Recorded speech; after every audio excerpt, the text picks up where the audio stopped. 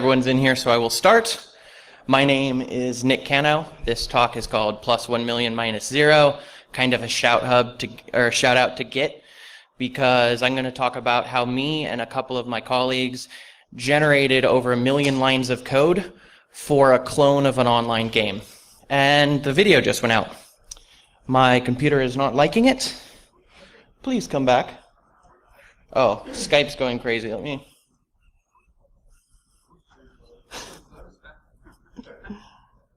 Go away. Okay, let's hope it works. So, the project was actually done by these guys down here mostly. I'm kind of a technical expert when it comes to this game because I've been hacking it for a long time. So I helped them a lot when they needed help reverse engineering packets or data structures and stuff. But really everyone but me did the hard work, and I'm just here to talk about it. So, who are we? We are a mixed bag of, like a mixed international bag of game hackers, developers, and so on. And what are we doing? Well, we're using bots and game hacks. And we are basically cloning an online game. So by capturing packets, capturing the data that comes from a game to the game client, we're going to clone all of that data so we can run our own custom server. And why? Because, well, we want to, for the most part. So I'm 23 years old. I am the author of Game Hacking, Developing Autonomous Bots for Online Games. I'm the CEO and lead engineer at Xenobot. That's a bot for the game we'll be talking about. I work at Bromium as a senior security engineer. We're an endpoint security company. And this is my third time speaking at DerbyCon, which I think is the best hacker conference there is. So your takeaways are going to be like a cool ways to apply your hacking techniques to non-hacking tasks. I mean, it's still hacking, but it's non-conventional when you're hacking games. A lot of people look at hacking as like cyber criminal versus like security specialist, and I think the video just went away again. Sorry, my laptop really doesn't like anything.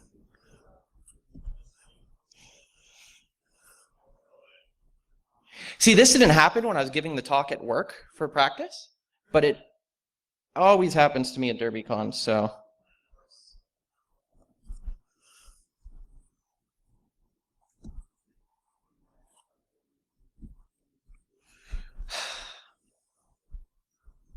Maybe it's loose. Can't give me a break, I'm sorry.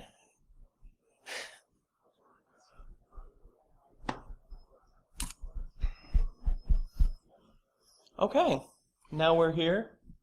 Now we're here again. Now let's hope it stays like this. Okay, I'm just going to step away from the computer. I feel like bumping it is moving stuff. Can you guys all hear me well without the mic? Okay, hopefully it picks something up. So, and we're just going to get an example of how you can apply your technical skills to whimsical projects. And you're not going to learn to juggle. What I mean by that is this is a very specific thing we did for a very specific game.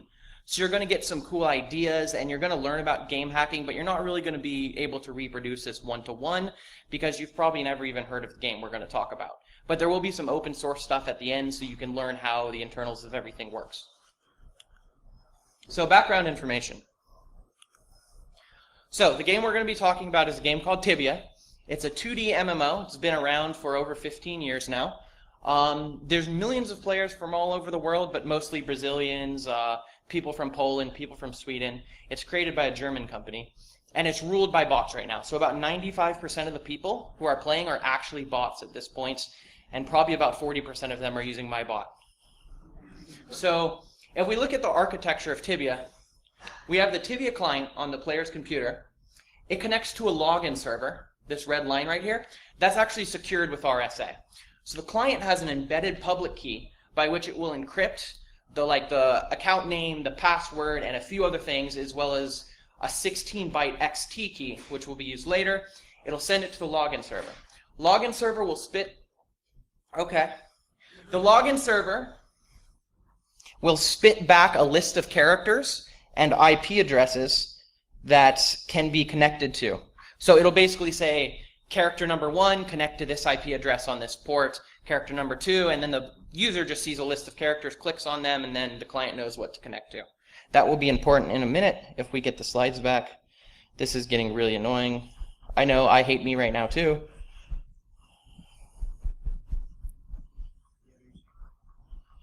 Yes. I have an HDMI to VGA adapter right now. No. Because does this have HDMI on it? Okay, this guy is going to be a savior. We're going to switch over really quick, and then I'm going to talk very fast to try to catch up to where I should be. My first DerbyCon, I spent 20 minutes just trying to get the video working, so this is already going better. And that was a different laptop, so I think it's me that has a problem. For moments.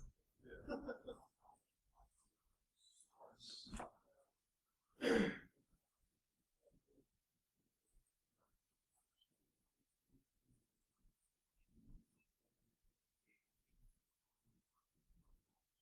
Is that in 1 or 2? In 1.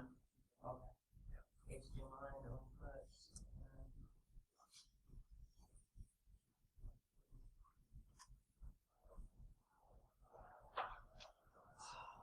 This is quite an awesome video.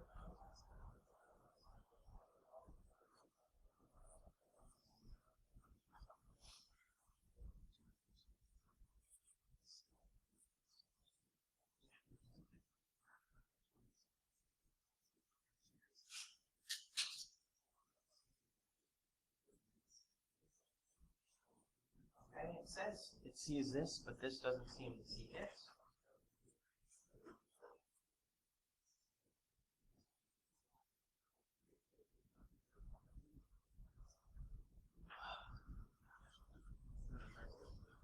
Yeah, can you get 1 on there for me, and maybe then this will work?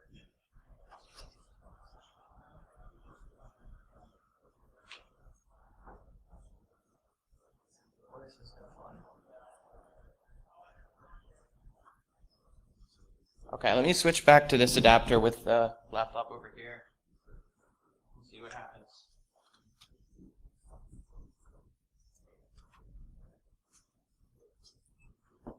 So, stay straight, don't move. I think it's coming. It should be this VGA.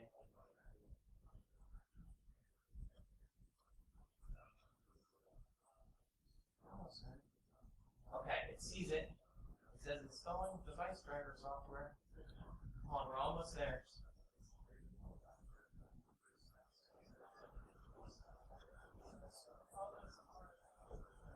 Wait. It's definitely a short. Because as I move it, it gets mad. Okay. No more problems, please. I'm not even doing a demo, and the demo gods are already shitting on me. So, let's recap here. We talk to the login server over RSA, get a list of characters and IP addresses. We get that, we select a character, it connects to one of the mini game servers, which is the IP given by the login server. Cool. Now let's look at OpenTibia. OpenTibia is an ecosystem of open source software to run custom Tibia servers. Some guys back in 2001 reverse engineered the protocol, made an open source project. Since then it's been growing, it's been very stable, and the amount of players on OpenTibia actually rivals the amount on the real game just because there's like hundreds of servers out there. So, how that works, we have this guy right here called an IP changer. So, inside the Tibia client, there is a list of login server domain names, and there's a public RSA key. What the IP changer does is it changes the RSA key to a different public key that the OT server has a private key for, just using write process memory. It's pretty simple. It's in there as a long string. And then it changes those domain names, also using write process memory, to the domain names that point to the OT login server.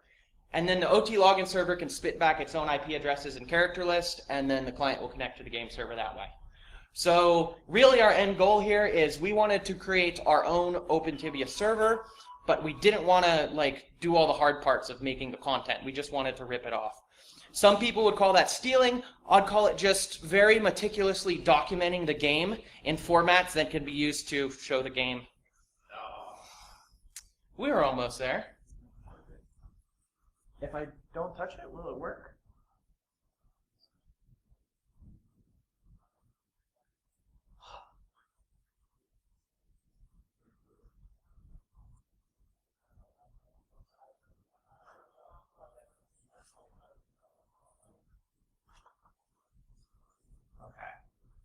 I'm just going to switch laptops really quick.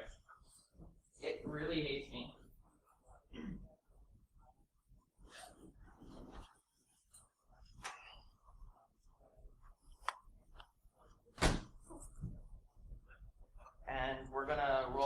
slightly old version of the presentation, it seems. If this laptop is even charged.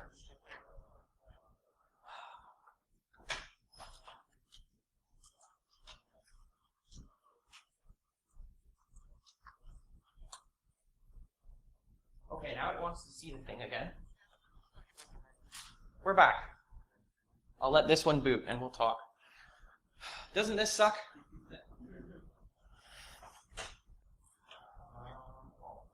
Okay. Tried to full screen it. Yeah, so I'm just going to boot up this other laptop and then we're going to go from here. I'm so sorry.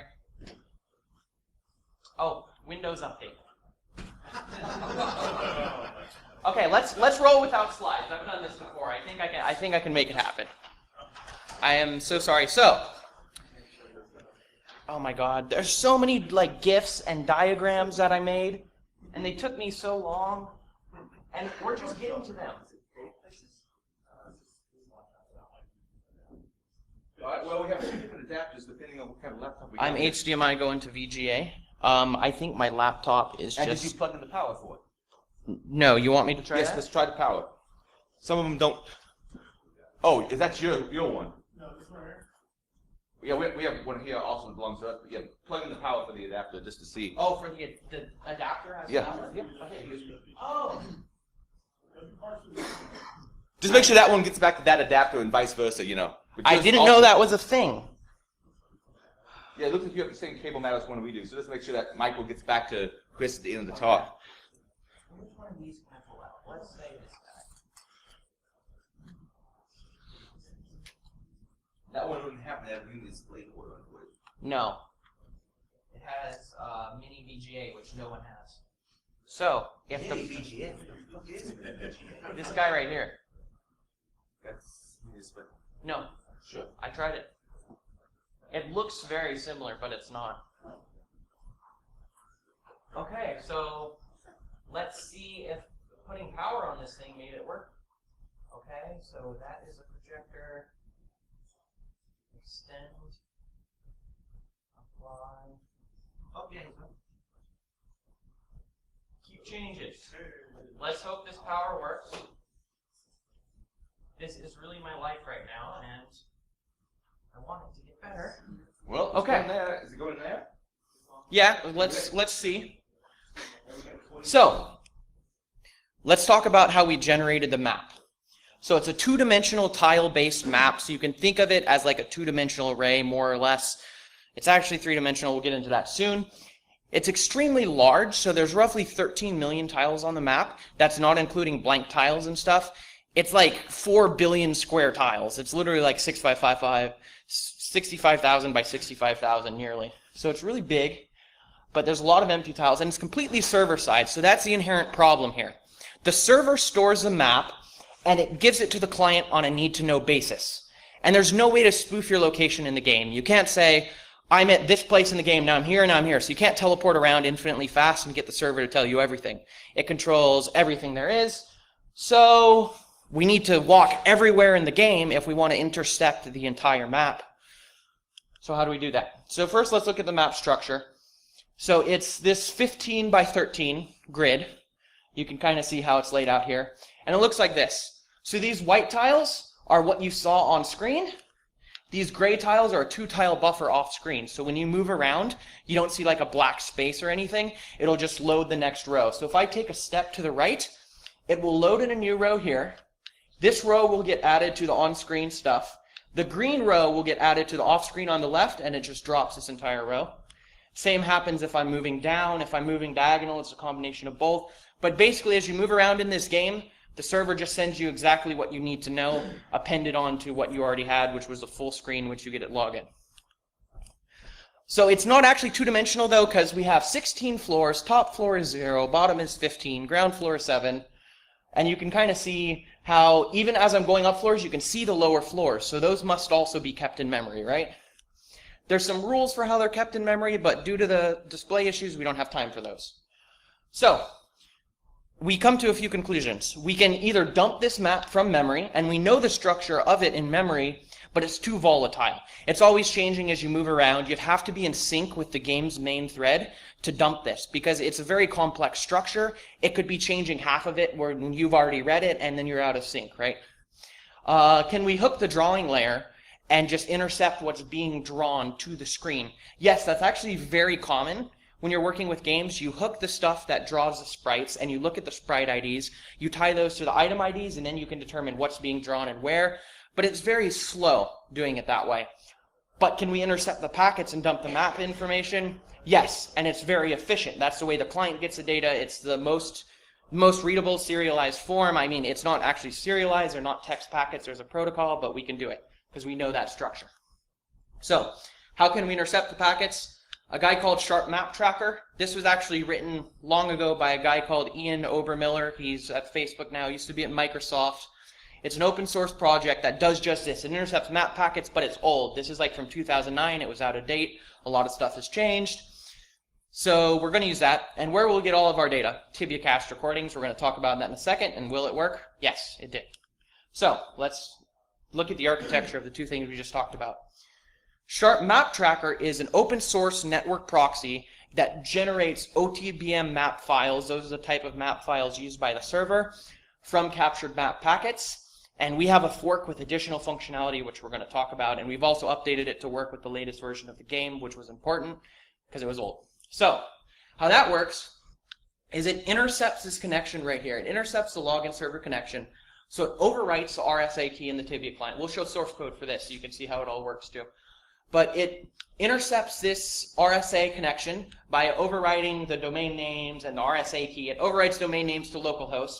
It connects to the map tracker with a custom RSA key. That then gets the data, re-encrypts it with the right RSA key, and then sends it along. Just when the login server spits back the domain name or the IPs for the game servers, it also overwrites those with localhost and acts as a man in the middle on the game server connection. That way it can intercept the game server packets. And then there's TibiaCast. So this is a third-party cast and replay system for Tibia. It works by, if one of you guys is playing the game, the entire state of the game that you know about is there because the server sent it to you, right? It's entirely server-based. So you do something, your action goes to the server determines what the world looks like now and sends you an update. So the entire picture of the game, as rendered by the client, can be deduced from the packets. So this is basically like Twitch, but for this game, in that instead of recording video, it records the packets and then it replays them to the viewer, and their game client automatically generates the game state and draws everything. So it works similar to Sharp Map Tracker. It intercepts all this stuff up here, but instead of processing the game packets, it spits it out to its own set of servers. So this is the broadcaster. And then the viewer, it acts as like, it doesn't even act as a man in the middle here. It just acts as a login server. So you log in with no account number, no password, and the list of characters is the list of broadcasts you can watch. You connect to a broadcast, and then it connects you to these servers, which replays the packets to you, and you have the whole view of the game. So this is like the main part of our project, and you're going to see why. So, what is our plan? How are we going to take this map and duplicate it? We're going to scrape TibiaCast's archive, and we're going to grab millions of recorded sessions. So this is hundreds of thousands of people playing the game over millions of sessions. We have all of those packets ready to be replayed. We don't have to go anywhere. We don't have to play the game. All the data is right there. Then we're going to rewire Sharp Map Tracker to pretend it's the game client. Without a game client, we're just going to connect the map tracker to TibiaCast and replay the packets to it. No Tibia client, no drawing, no overhead, so we can do this very fast. And we're going to instrument this on a massive farm, and then we're just going to stitch everything together. So of all these casts, we'll be able to stitch together all the map data sent to us by the recorded sessions. And then when there's some places where we might have multiple places that there's different stuff for the same location, we'll just use majority rules there. Whatever we saw most or whatever we saw first is what we use. And we stitch it all together, we have a map, profit. So, did it work? It did. We had 130 megabytes of binary generated. That's 12 million tiles. and 16 million items. So a tile is defined as literally the ground tile. So if there's grass, it'll be like a grass tile, but there can be loose items on top of that, like chests and ladders and decorations and stuff. So there were 12 million tiles with 16 million total items on the map, and we got one-to-one replication. We skipped over a few cities because we weren't ready to code the quests for them yet, but for the cities we wanted and the quests we wanted, we had the exact game map without having to like play the game, without having to sit there and map it out manually. It was pretty cool. So that was kind of the easy part though, because the map format's very well documented, and then we have stuff like spawns. So spawns can be thought of as the X, Y, and Z locations of a creature. So a game would be pretty boring if you had no creatures. You walk around this empty map and you do nothing. It's not fun. So we need to put monsters there. We need to put NPCs there. And when you do this on the OT server, it's represented as an XML file with the name of the creature and its location. So that's what we want to generate, but it's very tricky to perfect, and we'll see why. So let's first look at NPCs. NPCs are pretty basic. They can't despawn, and they're typically always in the same location. They might be behind a counter, or they might be in a shop. What happened? We were doing so well. Oh! It just wanted to troll me again. Okay.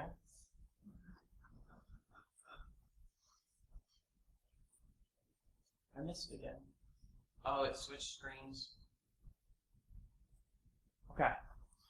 So, they're typically in a set location. So determining where we want to put an NPC isn't really a problem. There's very few duplicates too. NPCs stay in the same place. It's not a complex game where like there might be weather in the game that makes them run away, or there might be situations where they go away. It's pretty simple in that where you see an NPC, it might move around a little bit, but it's probably going to be there.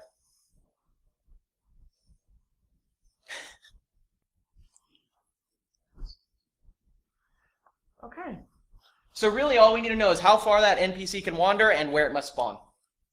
Monsters are a bit different. They can die because you can kill a monster, right? The point of a lot of video games is to go around and hunt monsters. You can kill them, they can die, they go away. That messes stuff up. Because if we're looking at a tibia cast and the guy is walking through a place where all of the monsters have already died, then we're going to say there's no monsters there. We need some way of figuring that out. They can also spawn in mobs, so you don't just see one demon. Oh, you don't just see like one demon or one troll. You see like 5 trolls or like 3 demons together. And what might happen, there might be a player who kills half of those, and then the person on the cast walks by, he only sees 2 trolls instead of 5 trolls. So how do we figure all that stuff out? Now this is just weird. It's doing screen cutting. I'm going to leave the mouse there. I'm tired of moving it. So, what does this mean? Accurate spawn locations are important. Accurate mob counts are important. And these things are hard, much like AV. So, our plan, we're going to run this at the same time as the map tracking. On the same farm, using the same infrastructure of multiple tibia casts, spit at Sharp Map Tracker. We're going to improve Sharp Map Tracker to track the name, the unique identifier, and the initial location of every monster. So if you have a group of demons, 5 demons, each one will have a unique identifier. You kill them all, 5 more spawn. Those have a different set of unique identifiers from the last 5, but they're each unique to the monster. So we track the initial location for each monster, meaning for each unique identifier. And I don't know what the hell is going on.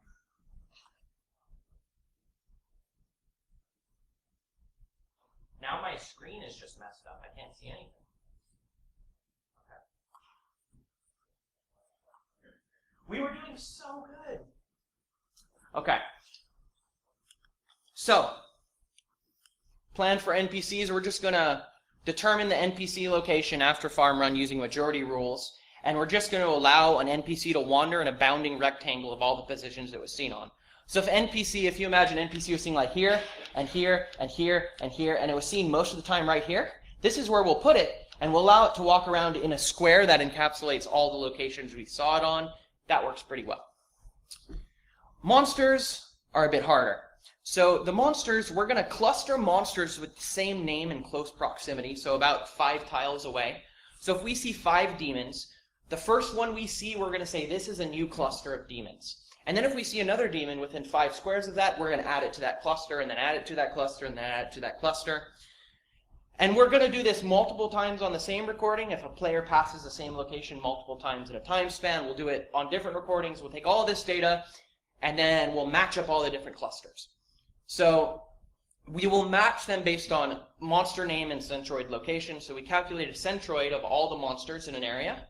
So if there's a bunch of demons, we basically calculate the central point where they're standing. And then we say, if we have 2 groups of demons, and their centroids are within like 10 squares of each other or something like that, we're going to say those are the same cluster that we saw at different points of time. And then we'll take the average size of a cluster plus the standard deviation divided by 2. So if sometimes we saw 4 demons and sometimes we saw 6 demons, the average amount of demons we saw was 5. The standard deviation is like 1-ish. We divide it, we round, we end up with 5 demons there, roughly.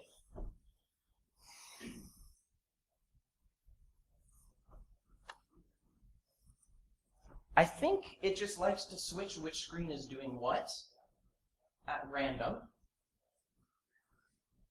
I think it's time for a new laptop. Oh, Google Chrome crashed, then uncrashed.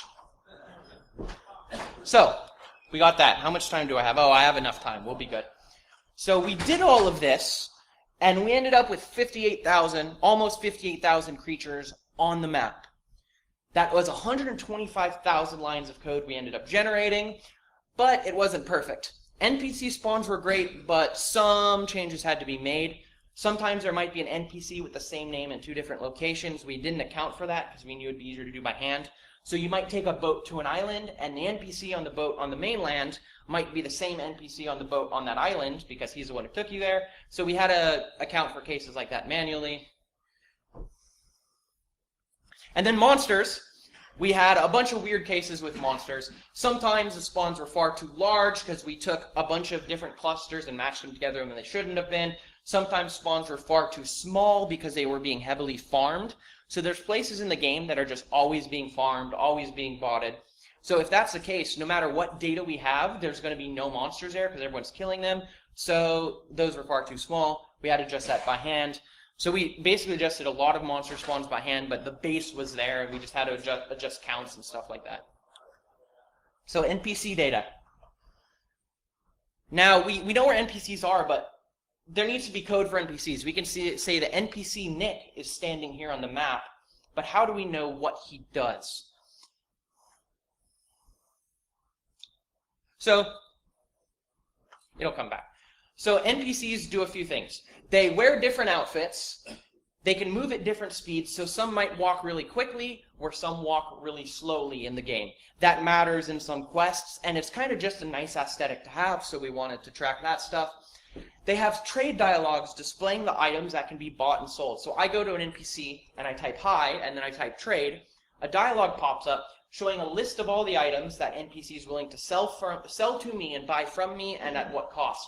So we want that data because shop NPCs must exist in our version of the game. And they can have conversations. We can see these conversations essentially as question and answer. The player says one thing, the NPC says something back, or says nothing. The player says another thing, the NPC either responds or doesn't. So we can record these conversations as like a question and answer dialogue and automatically plug these into the NPC scripts. The assumption is everyone playing the game will talk to every NPC at least once. So most of the stuff we can get that way. It's about to come back. Or not. Okay. So we're going to run this at the same time as other things on our tracking farm. We're also going to improve our tracker again to track outfits, speeds, trade dialogues, and conversations for each NPC. We're going to dedupe that data since there's no variations.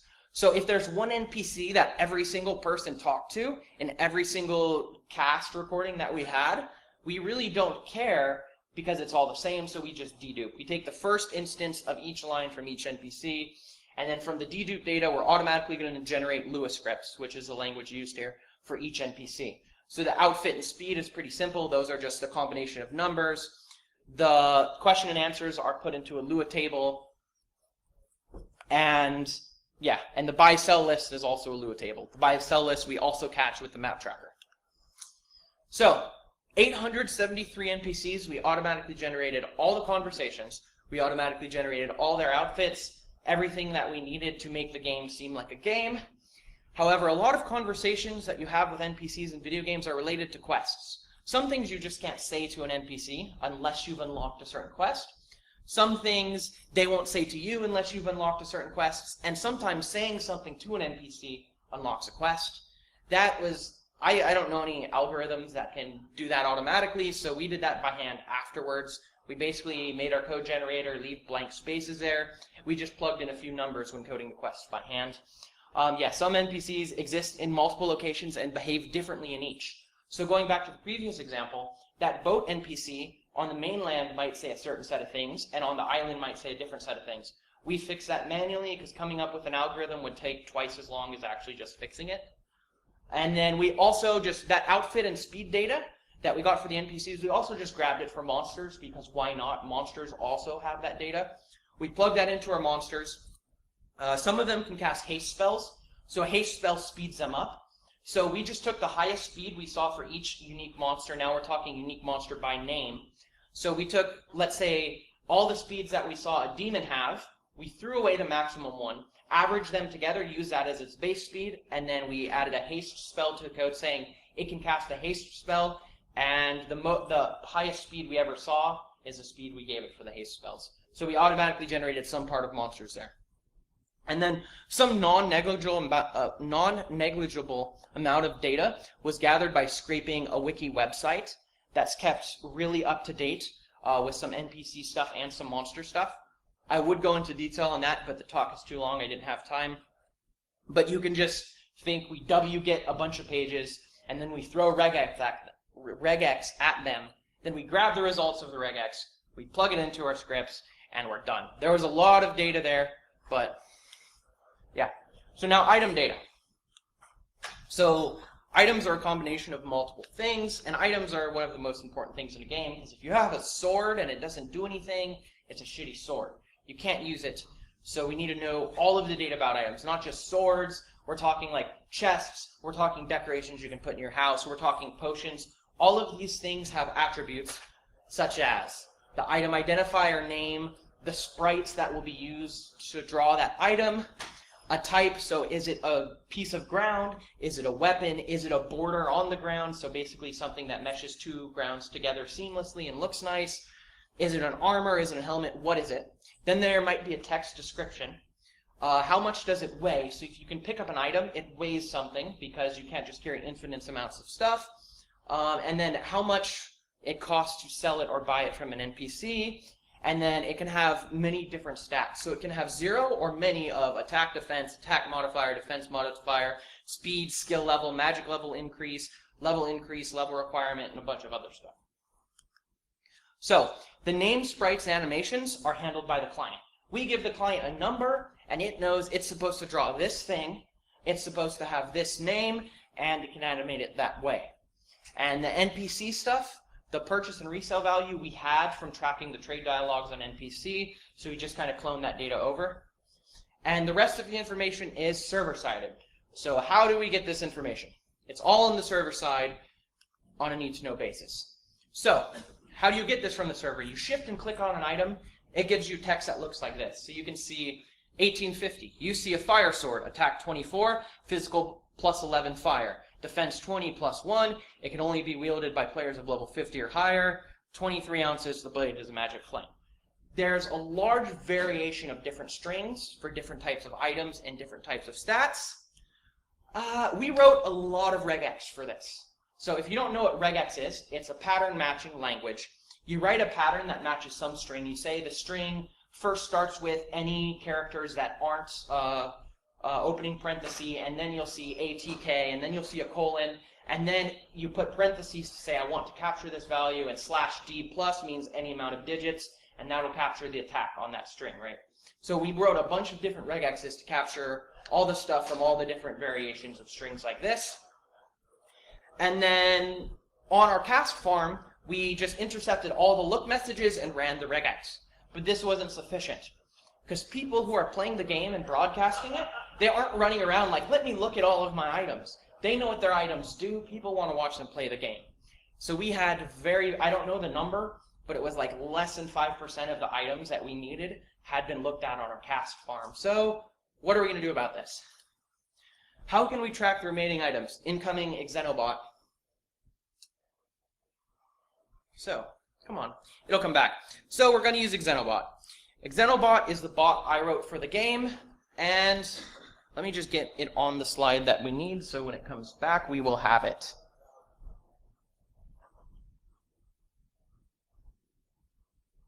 Here I press the button.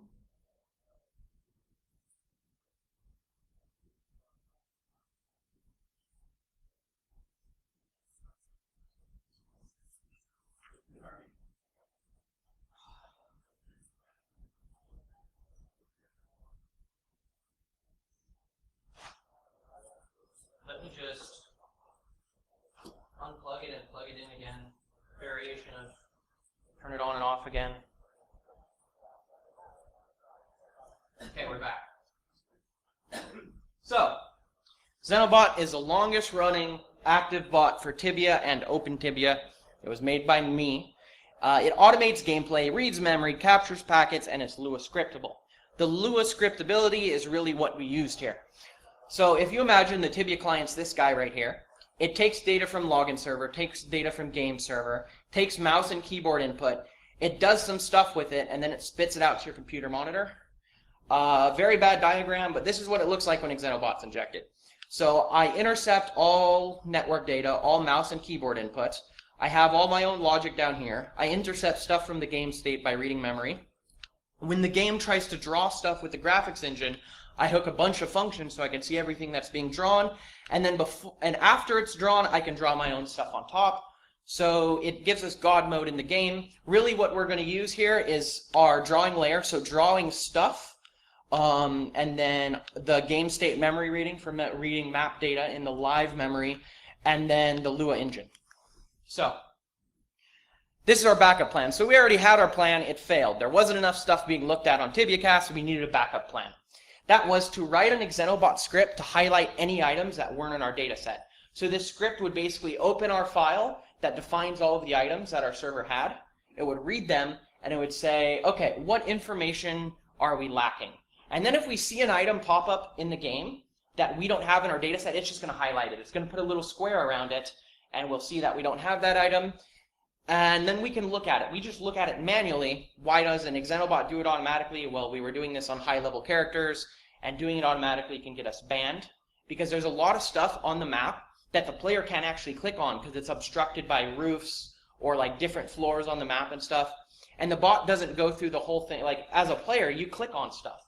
The bot doesn't do that. It just sends packets. So it could potentially send packets the player never would have sent.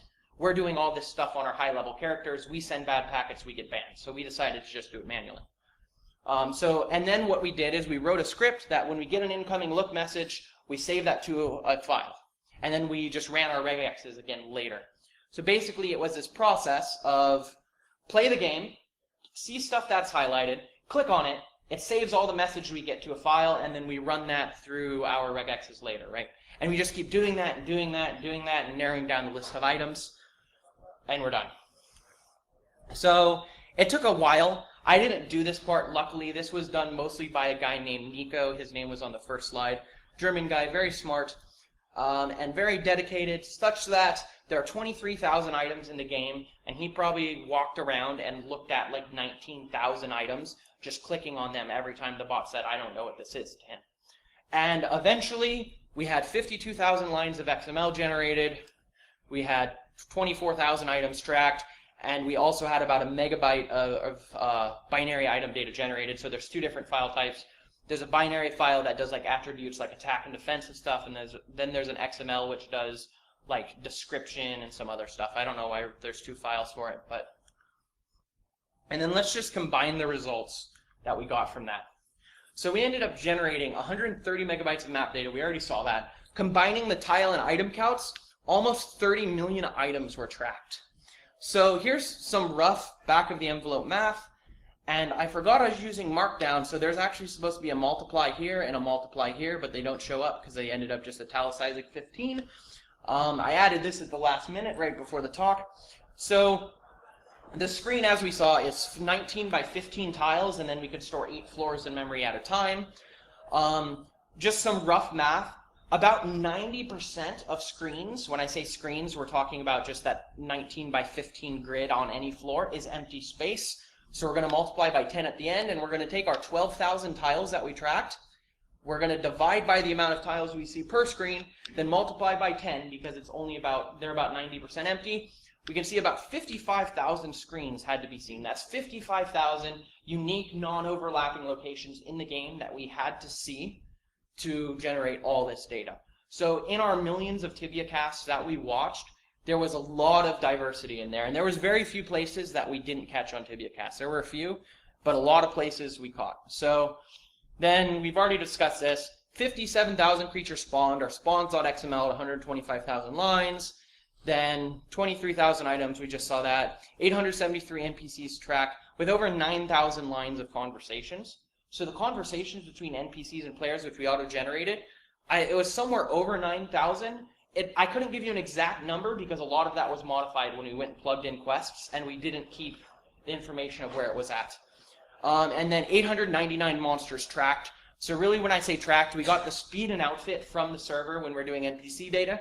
The rest of the stuff was automatically generated from tibia.wikia.com, which we did by getting a bunch of crap and then regexing it. And this is what our private GitHub repo looks like. So we have 131,000 committed. You'll see like deletions, but that's just where we're overwriting the stock information that comes with the OT server with our own. So it comes with some data in what we call the data pack. We replaced it with all our stuff. So you see 430,000 from Ryden. This is the guy who did all of the item looking and stuff. That's why he's got so many lines. 41,000 from this guy. 672,000 from him, 131,000 there, and then 1,000 here. This was the guy who just did the changes to Sharp Map Tracker. So about 1,000 lines of code changed in Sharp Map Tracker to make it do what we needed to do. This is including the scripts that we used to paste to like connect everything together. Those were just like a bunch of wacky Python scripts or whatever we needed at the time. And resources. This presentation, I mean, if you can't get all 3 of these, just get the presentation link. It's on GitHub, written in Markdown. Don't know why you'd need it, but people do this, so I'm doing it too. OpenTibia, this is a couple 100,000 lines of code. If you ever want to know how a game server is made, or if you want to just play with making your own game server, get into game development, it's not a really advanced game, but it's really fun to play with. It's what started me in coding and hacking. So the Forgotten server is on GitHub. All the code's there. And then our edition of Sharp Map Tracker is also on GitHub with some of the changes we've made. And questions? No questions? Okay. It went out. Ken?